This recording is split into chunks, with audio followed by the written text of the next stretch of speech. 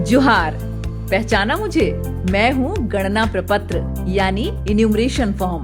जैसा कि आप सब जानते हैं, झारखंड में एसआईआर की प्रक्रिया शुरू हो चुकी है और 30 जून से 29 जुलाई तक इन्यूमरेशन फॉर्म भरे जाएंगे। तो इसी दौरान मैं यानी इन्यूमरेशन फॉर्म आऊंगी आपके घर, वो भी डबल रोल में। नहीं, फॉर्म देखकर घबराने की जरूरत नहीं है, क्योंकि इस फॉर्म को भरना बेहद आसान है। तो चलिए अब मैं आपको बताती हूँ कि आप कैसे बिल्कुल आसानी के साथ अपना इन्यूमरेशन फॉर्म भर सकते हैं। मेरे सबसे ऊपर लिखा है मुझे आपके घर पहुँचाने वाली यानी आपकी बीएलओ का नाम और मोबाइल नंबर। अब सबसे पहले आप मुझे 4 भागों में बांट सकते हैं, ऐसे। तो सबसे ऊपर वाले पहले भाग में आपको आपकी सारी डिटेल्स मिल जाएंगी, जैसे आपका नाम, EPIC number, address, part number, विधानसभा क्षेत्र और राज्य का नाम। ये जानकारी पहले से ही प्रिंटेड होगी। साथ ही एक यूनिक क्यूआर कोड और आपकी पुरानी प्रिंटेड फोटो के ठीक बगल में आपको मिलेगी अपनी नई रंगीन पासपोर्ट साइज फोटो चिपकाने की जगह। और अब बारी है दूसरे भाग की। इस दूसरे भाग में आपको गत एसआईआर की किन की विवरणी भरनी है, ये आपके जन्म तिथि पर निर्भर करता है। आइए जानते हैं कैसे। पहली स्थिति में यदि आपका जन्म 1 जुलाई 1987 से पहले भारत में हुआ है, तो आपको गत एसआईआर में दर्ज सिर्फ स्वयं की विवरणी भरनी है। दूसरी स्थिति में यदि आपका जन्म 1 जुलाई 1987 से लेकर 2 दिसंबर 2004 के बीच भारत में हुआ है, तो आपको अपने माता पिता में से किसी एक की गत एसआईआर में दर्ज विवरणी भरनी है।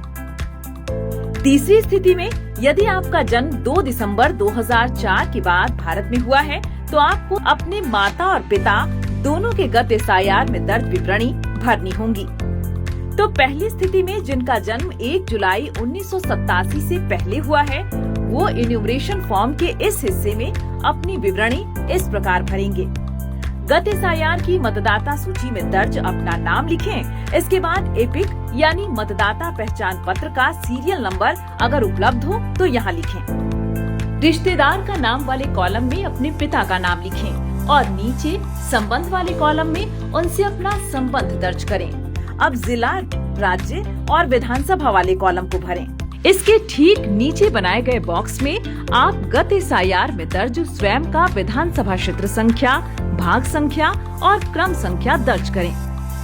अब दूसरी स्थिति में यदि आपका जन्म 1 जुलाई 1987 से लेकर 2 दिसंबर 2004 के बीच हुआ है, तो आप फॉर्म के दूसरे भाग के दाएं वाले हिस्से में अपने माता या पिता के गत एसआईआर में दर्ज विवरणी इस प्रकार भरेंगे।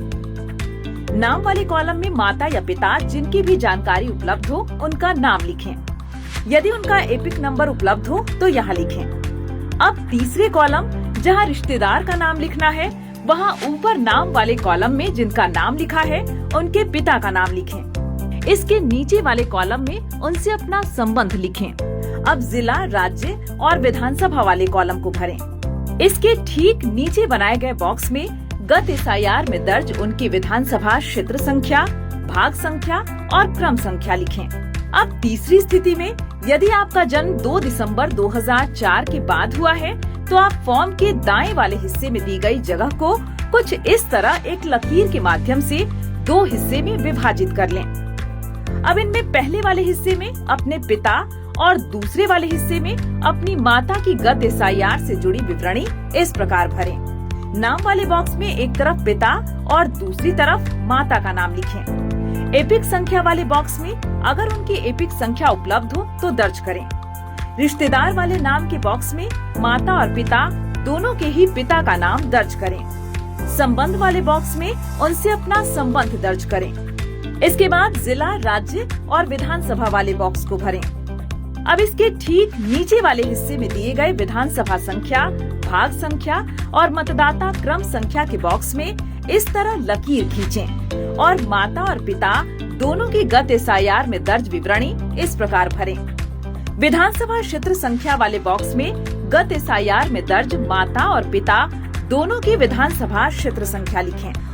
इसी तरह भाग संख्या और क्रम संख्या में गत एसआईआर में दर्ज माता और पिता दोनों की भाग और क्रमांक संख्या दर्ज करें। अब आते हैं फॉर्म के तीसरे हिस्से में। यहाँ आपको अपनी कुछ सामान्य जानकारियाँ दर्ज करनी होंगी, जैसे अपनी जन्म तिथि, यदि आपका आधार नंबर उपलब्ध हो तो यहाँ लिखें। उसके बाद अपना मोबाइल नंबर और फिर अपने पिता या अभिभावक का नाम, यदि आपके पिता या अभिभावक का मतदाता पहचान पत्र संख्या उपलब्ध हो तो यहाँ लिखें। उसके बाद अपनी माता का नाम लिखें।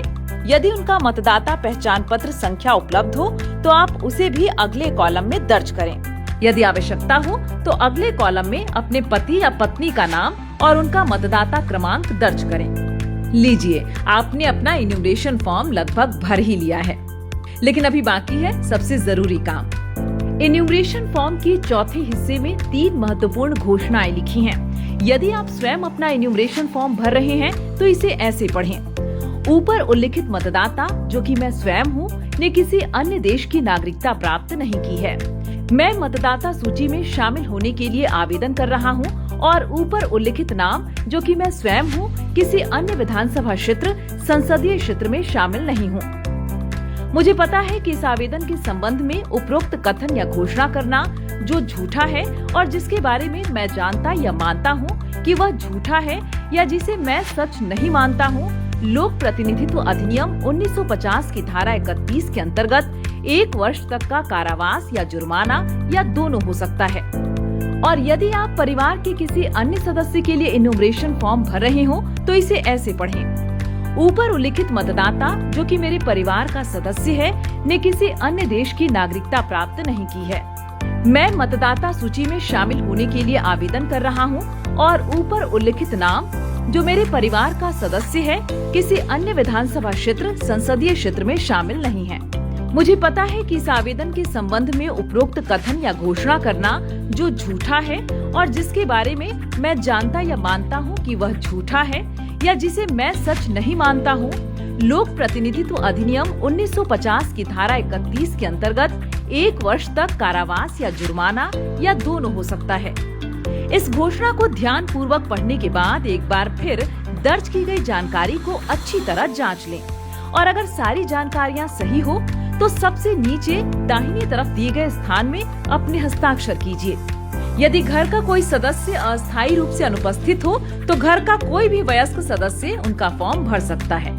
लेकिन यहाँ ये बात ध्यान देने की है कि हस्ताक्षर करते समय मतदाता से अपने संबंध की जानकारी अवश्य दें। देखा कितना आसान है इन्यूमरेशन फॉर्म भरना। यही नहीं, इससे भी आसान है इन्यूमरेशन फॉर्म जमा करना। 2 प्रतियों में मिले इन्यूमरेशन फॉर्म को भरने के बाद एक प्रति बीएलओ को दे दें और दूसरी प्रति में इसकी रिसीविंग जरूर ले लें। रिसीविंग वाले प्रति को अपने पास सुरक्षित रख लें। बस हो गया। और एक बात, इन्यूमरेशन फॉर्म भरने में देर न करें। फॉर्म मिलते ही जितनी जल्दी हो सके इसे भरकर जमा करें। इन्यूमरेशन फॉर्म के साथ कोई भी दस्तावेज नहीं देना है। सिर्फ पात्र भारतीय नागरिक ही इन्यूमरेशन की इस प्रक्रिया में भाग ले सकते हैं। वैध अथवा अवैध रूप से भारत आए किसी विदेशी नागरिक का सत्य या मिथ्या जानकारी देना, रिक्त या आंशिक रूप से इन्यूमरेशन फॉर्म भरना या फॉर्म पर हस्ताक्षर करना जन प्रतिनिधित्व अधिनियम की धारा 31 के तहत एक दंडनीय अपराध है। अगर कोई भी विदेशी नागरिक भरा हुआ इन्यूमरेशन फॉर्म बीएलओ को व्यक्तिगत रूप से अथवा ऑनलाइन माध्यम से जमा करता है तो ईआरओ उस आवेदक के खिलाफ एफआईआर दर्ज करेंगे। विदेशी नागरिक इन्यूमरेशन फॉर्म न भरें और बिना हस्ताक्षर किए ही बीएलओ को तुरंत वापस करें। एसआईआर की प्रक्रिया से हमारी मतदाता सूची होगी एकदम शुद्ध और सटीक। तो इस अभियान में आप भी अपना योगदान दें और जागरूक मतदाता का कर्तव्य निभाएं।